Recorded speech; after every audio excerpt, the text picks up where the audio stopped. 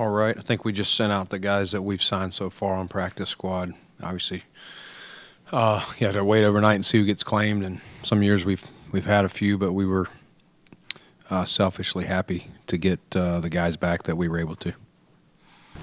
Can you take us a little bit into the evaluation on Daquan Hardy? It seemed like he had a pretty good summer. Was a little bit of a surprise. What went into that decision? And obviously, you guys got him back on the practice squad. Yeah, Daquan is a young player, rookie, and just felt like his arrow was up. Did some good things. You know, there's a lot that goes into the punt return, and that was probably the main reason that we selected him late in the draft. Was he had shown some really good things at Penn State as a punt returner, but you know, still probably cleaning up some decision making, just all the things that go into that. It's more than just with the ball in his hands. So not bad, and I thought it was arrow up, but we kind of run out of time. We got a real game next, and we just weren't quite there. But doesn't mean that we wouldn't get him up this year. We're going to keep working him there and on the defensive side. And so it's hard because you'd love to just let it go, but you know, still had a little bit of a gap to close from that standpoint. But we believe in him, and we're excited that we're able to get him back. Putting any of your injured guys on IR that were on the 53 right now? No. Codrington, who you traded for, was this somebody that you guys were more familiar with coming out of college? Can you kind of take us through the process of leading you up to landing on him? Yeah, I mean, we had we went through a lot of returners in the spring, guys that got drafted, guys that did not, and you're looking at all different numbers of returns. Some guys did it a little bit, some guys did it a lot. Some guys played at big schools. In this case, some guys played at small schools. You're looking at a lot of different things. You're trying to make the best decision you can. Limited exposure for me, like seeing him personally or some of our guys.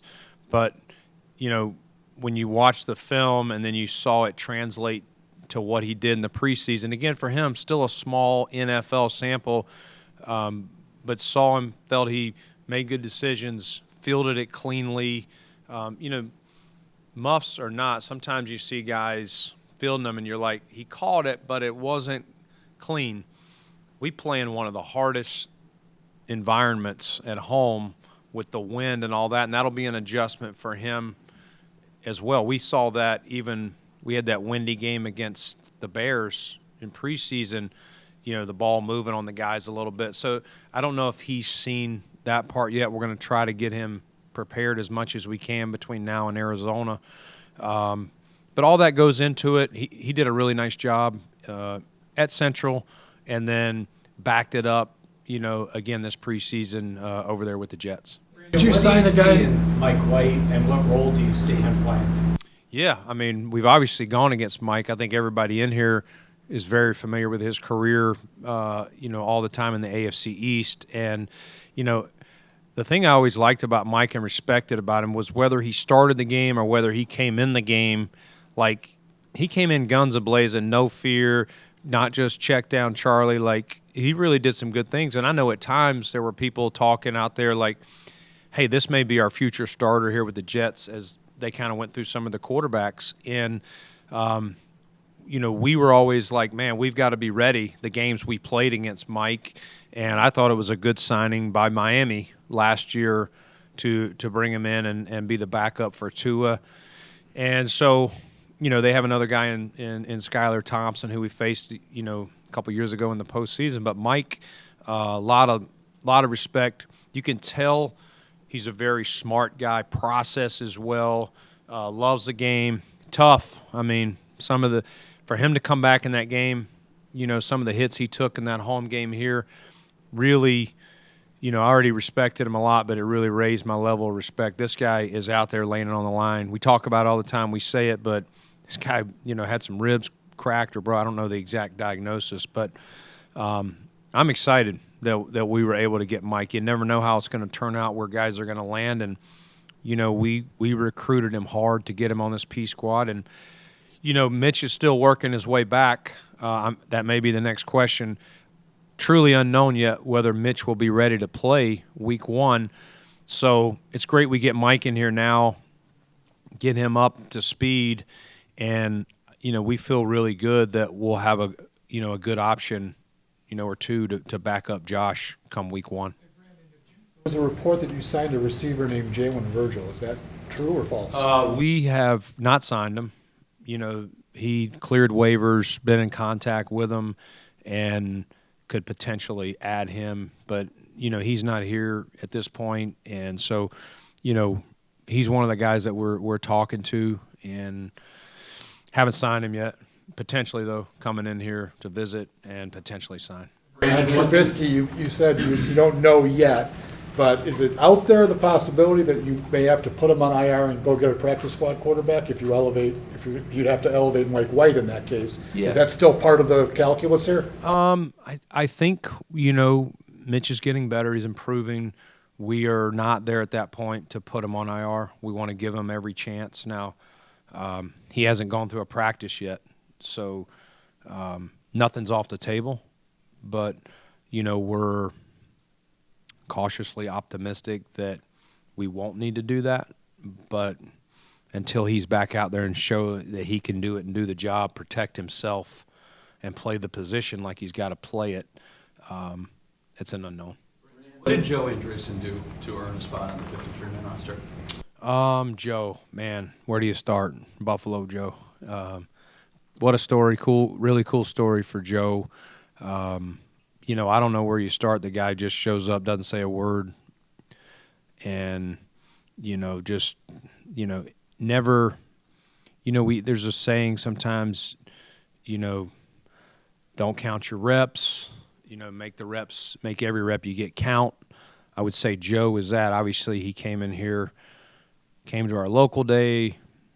We invited him back, did well enough there. We invited him back for our rookie camp. And fortunately, at that time, we still needed to sign another linebacker, and so he stood out the most there. And he just, every step of the way, checked the box, kept himself in play. Never worried about whether he got 5 reps in practice or 15, depending on when we were healthier to when we faced some injuries there. And, we got thin there with Nick, Balin, obviously losing Matt, and some people are ready for their opportunity and others are not. And I think Joe did everything you could have asked for. He's still a rookie, okay? So I don't want to put him in the Hall of Fame yet. But I think we need to give him credit and kudos. How can you not cheer for him? Like, there's a lot of guys we cheer for that don't make it. So we still have to make the best decision for the Bills.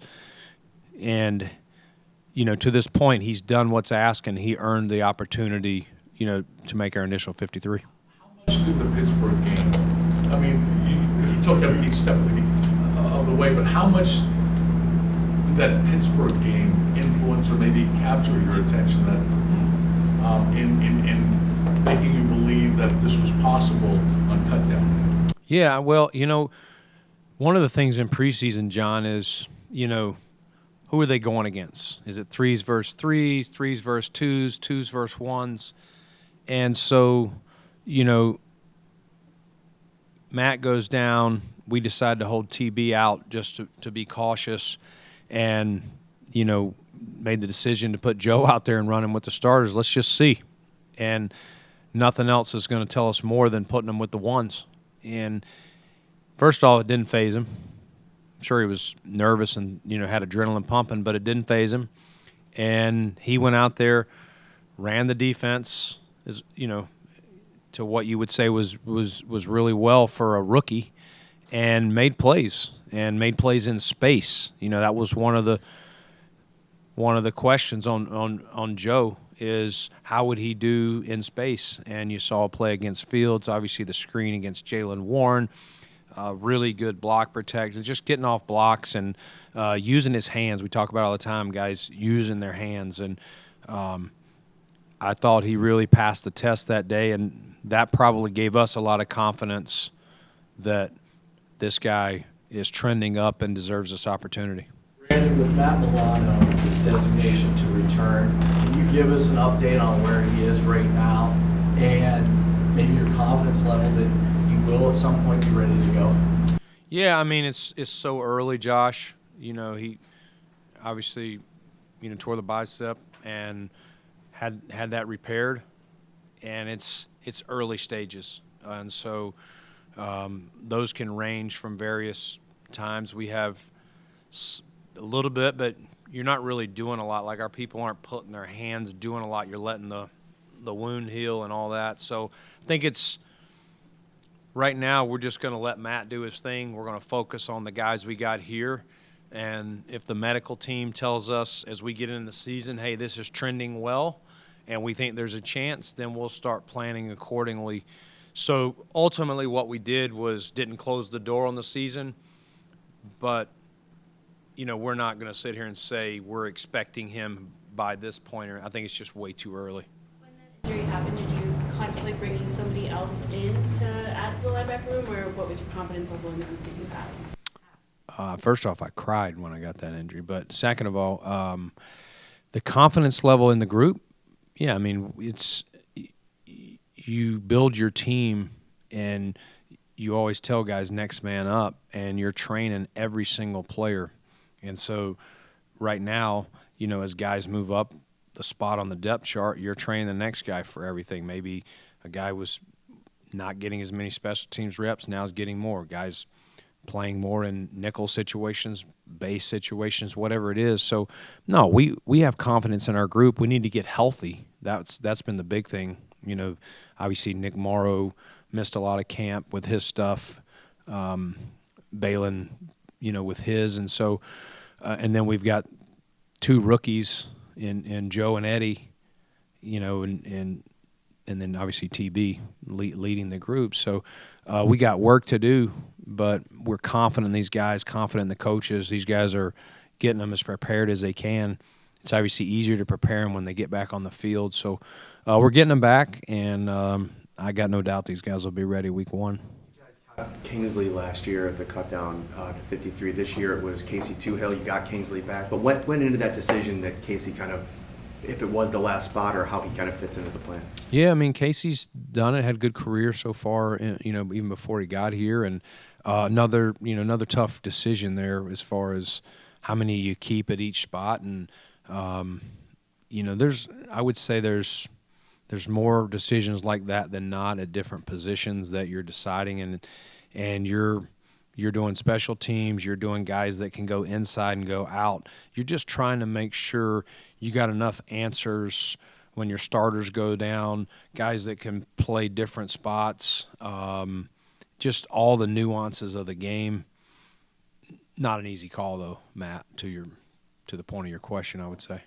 After the draft, I believe, or it was around draft time where you said, judge us on where we are at the start of the season in September.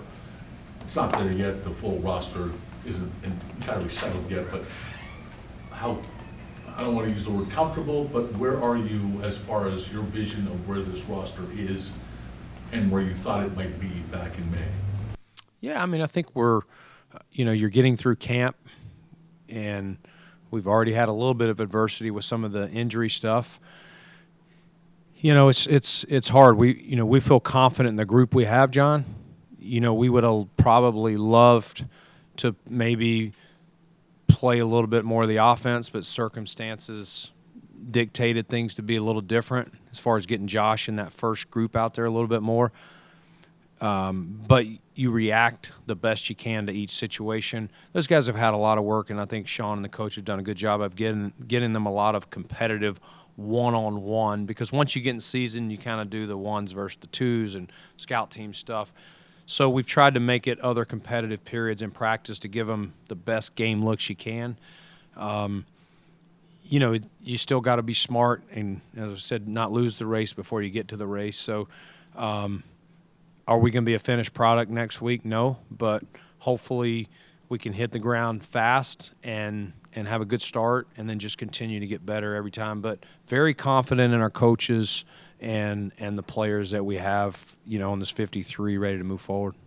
With safety in particular, there were questions at the position coming into the offseason, just with the turnover, and then there were a lot of injuries on top of that. So what's kind of your comfort level just with safety right now? How do you feel about that group? Yeah, I think we have a good number of guys. Like I like the depth. Similar to the linebackers, we had some setbacks with guys missing most of camp.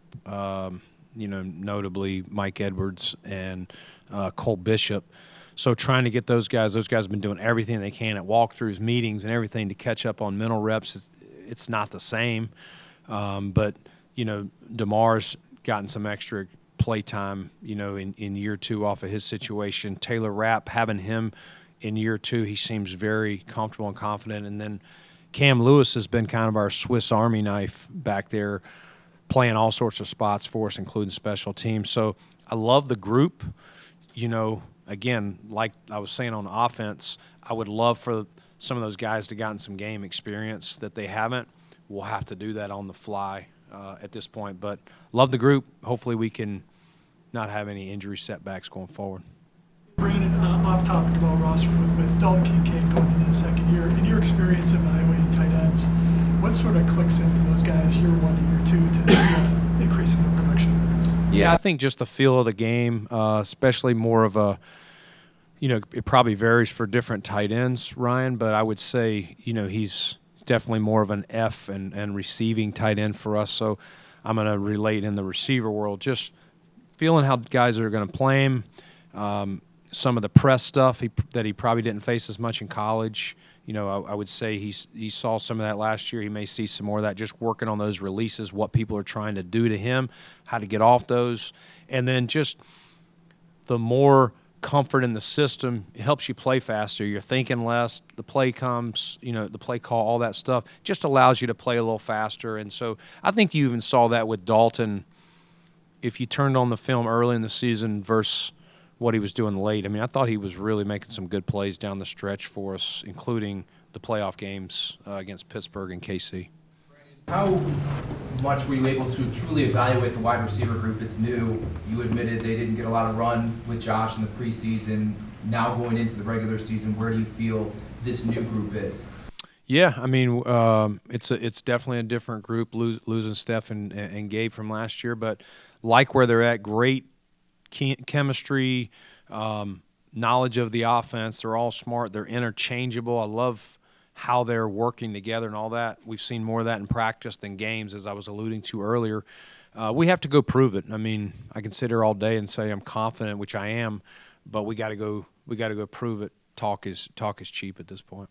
Off that, what's been your impression of Keon specifically going through camp and just seeing him kind of get used to the NFL kind of schedule and all that? Yeah, just like I was talking about Dalton a minute ago, he's in year 1 of that, of probably some more press, how different, he's going to see a lot more variety of coverages and defense and higher caliber corners. All those things are going to be new to him, and so he's going to learn on the way. But the young man is super competitive. He loves ball. He's not afraid. He's working his tail off. His teammates believe in him. He has fun out there. He's serious. I know he's funny behind the mic and stuff like that, but when he's on the field, you guys have been out there enough, like he's working his craft. And kind of what I'd said in the spring, like there's still going to be some bumps along the road. He's a rookie playing receiver. It's a big jump, and so he'll have some good games. He'll have some plays he wants back, like all players, but especially rookies. But I'm very confident that when his number's called, he'll step up and make the plays for us. Your reserve offensive lineman, a little younger, but not a whole lot of experience. What went into that decision? Well, we had Alec here last year. I think Alex answered the bell every time he's one of those guys. He played tackle in college. We've trained him in here to be center and guard, and I think in an emergency could go out there if disaster struck, like the Miami game a couple years ago in the heat when we were running out of linemen. He's just one of those a little bit Swiss Army knife guys, but he's answered the bell. He brings an edge. Vandemark last year when he came in and played did a good job. I think Gable, did a really nice job in, again, preseason. We'll have to see it, if and when his number's called, this in the regular season. And then Ced Van Pran, I thought he young guy, rookie, played a lot of varsity snaps in the SEC, which shows it's not too big for him. He's still learning all the nuances to our protections. You got to call everything. You're the quarterback of that O-line at center, but confident in those guys and fortunate to get some of the guys back on practice squad that we did. Will Clapp as well, who was a last-minute release after we traded for the young man from the Jets. About two receivers, one who wasn't here very long, Deion Kane, had a nice game out there on Saturday, obviously made an impression on you guys to bring him back. And then Justin, who's been here for 2 years, a draft pick of yours, and it appears as though moving on from him. Can you comment on both? Yeah, I mean, I'll start with Justin. Like, Justin is a great young man. Obviously spent most of the year on IR last year, worked hard. We just couldn't get him to where we needed to when we selected him. We're hopeful that he would be he had showed a lot of things in college that would not only translate on fourth down, but just a bigger body, possession, red zone type receiver, and just couldn't quite get there in time with the competition. Best man wins, and then Deion, short runway, still getting to know him, so still keeping him around just to be around him a little more and see where that goes. Did a good job in the game the other day. Who did we play? Carolina. Yeah, brain's running. Yeah. Heard of him a couple times. What was your evaluation of Gable Steveson? Gable? Man, got better, like a lot better. You're talking about a guy that had never put a helmet on, before late May or early June, whenever that was. Never played organized football, never really did team sports talking to him, but guy just worked his tail off, Tim, smart. I would say learning the nuances of the game. We talk about instincts and all that. For a lot of times when you find out guys that took up the game later, didn't grow up around it, maybe their instincts are a little further behind. I thought his were pretty good to this point, better than I would have expected. He's an undersized guy, and physics says you wouldn't put him in there, but the wrestler background, the mentality, and it wasn't too big for him. Did some really good things. I'm hopeful that he will stick with this. We wouldn't close the door on bringing him back here at some point. He made that kind of impression. Difference between making the practice squad and not. Yeah. It's tough. Good competition, I would say. We bring Ely back. Ely's been here for some years, really good knowledge of the system. Is a run stuffer in there for it. That's probably at Gable's size, probably not his number one attribute.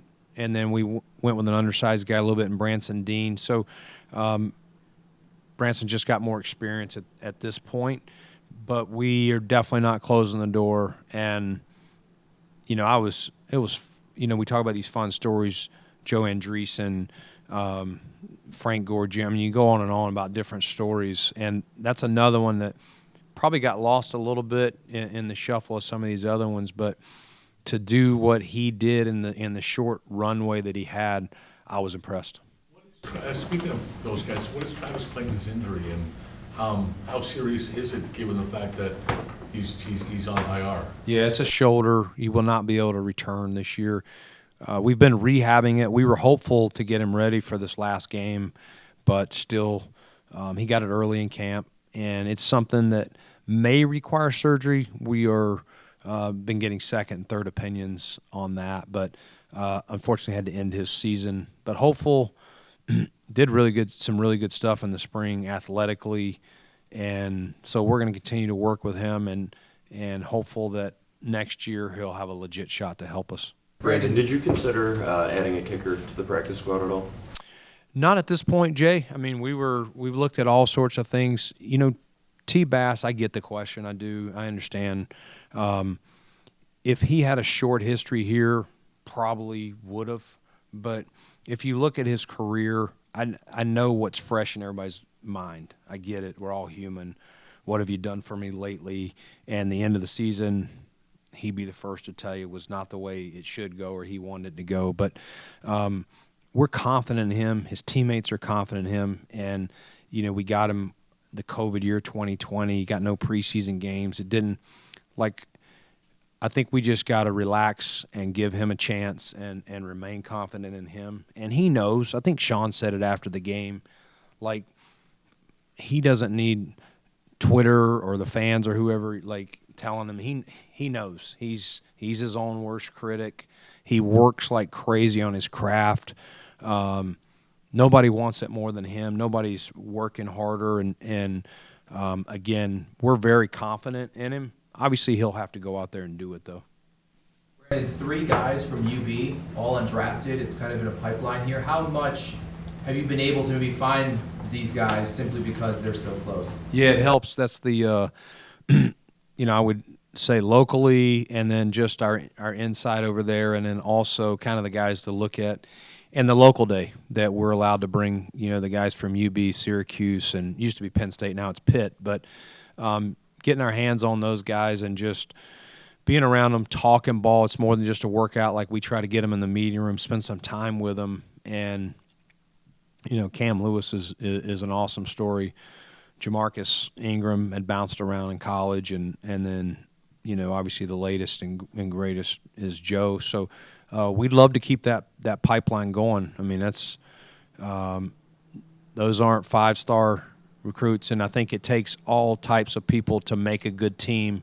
Yeah, you're going to have some 5-stars, but you're going to have the blue-collar, overlooked guys, and I'm excited that it's worked out, that we do have 3 guys from UB. Has Kaiir had the kind of summer and spring that you were hoping for him to have, and where do you kind of see him at now entering this very important 3rd season? Yeah, I think Kair's done a great job. I think the thing I've noticed is he's just relaxed himself. You guys interview him, you may even feel it. We all know you want it too bad. You just want it. You stand over a golf ball and you just want it so bad. And you know what I mean? This guy, the care factor is off the charts with Kaiir. And that's been since he was in college to when we got him. And he's done some really good things. I think people look at, did he start? Did he not? Because of the first-round status, it's just the nature of the beast. But he's made some big plays for us in games. A couple of postseason interceptions. I think he got Mahomes once. He's done some good things in limited play time. It's not all been perfect for him. Some, as we said, some rookie young things, but he definitely had his best camp. I think when he gets beat or has made a mistake, whatever. I think he held on to it a little more in the past. I see him flushing it, moving on, which corner is probably the position you got to do that the most, especially at this level. So very confident in Kaiir, whenever his number will be called. We know it's going to happen. I know you said Last one, guys. I know you. Sure. Yeah. Draw straws for you. Yeah, I was going to say rock, paper, scissors. I know you said you like the safety room that you have built, but has there been any communication with Micah Hyde? Where do things stand as far as that's concerned? Nothing recent, kind of just seeing where it goes, but love Micah, and we have not closed the door on that. And as far as I understand, I don't think Micah has either, and we'll stay in touch. Love Micah. How have you seen Dorian Williams handle, getting thrown into this bigger role? Just what's his mentality right now? Yeah, he's eager, doesn't say a lot, head down, just as he says it, yes, sir. He's just kind of he's not going to flinch, I would say, about Dorian. He's just going to show up. You want him to cover, he's going to cover. You want him to run and hit. You want him to run down on the kickoff. That's just kind of his mentality since he's been here. And he's still learning. Young player. His plate's obviously gotten bigger since Matt's injury, as we were discussing earlier. But he's not going to flinch, and I'm excited for the expanded opportunity for him. I know he'd be the last person to want something to happen to Matt, but at the same time knows, hey, it's an opportunity for me to show what I can do and help this team. Thank you.